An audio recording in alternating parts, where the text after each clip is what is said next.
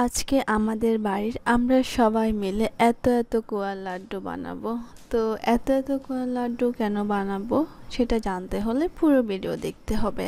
আসসালামু আলাইকুম, কি অবস্থা সবার? আই হোপ সবাই ভালো আছেন। আলহামদুলিল্লাহ আমি অনেক বেশি ভালো আছি।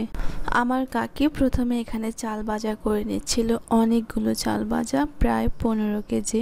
এই 15 কেজির চালের গুঁড়া দিয়ে আজকে আমরা বানাবো এত কোয়ার লাড্ডু।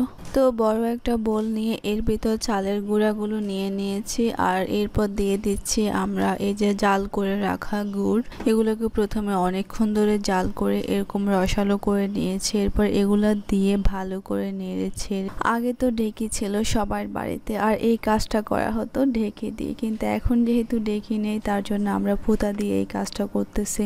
এরপর হাত দিয়ে ভালো করে চেপে চেপে আমরা লাড্ডু শেপ করে নিচ্ছি। এগুলোকে সবাই মিলে করতেছি যেন তাড়াতাড়ি হয়ে যায়। এই যে দেখতে পাচ্ছ 3 কলস, আমরা এই 3 কলস ভর্তি করে এতগুলো লাড্ডু বানাবো, তার জন্য বাড়ির সবাই মিলে করতেছি। আমরা এত লাড্ডু বানাচ্ছি।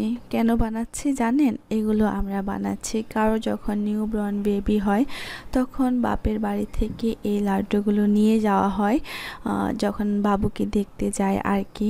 3 কলস 4 কলস যার যেমন ইচ্ছা আর কি। তবে এগুলোর সাথে মাছ মাংস আরো অনেক কিছু নিয়ে যাওয়া হয়, কিন্তু লাড্ডুটা থাকতেই হবে, এটা বলতে পারেন নোয়াখালীর ঐতিহ্য। এগুলো বানাতে বানাতে তো আমার হাতের অবস্থা একদম 12টা, দেখো পুরো লাল হয়ে গিয়েছে। তো যাই হোক, আজকের ভিডিও এই পর্যন্তই। সবাই ভালো থাকবেন, নিজের খেয়াল রাখবেন, আর আমার পেজটা অবশ্যই ফলো করবেন। আল্লাহ হাফিজ।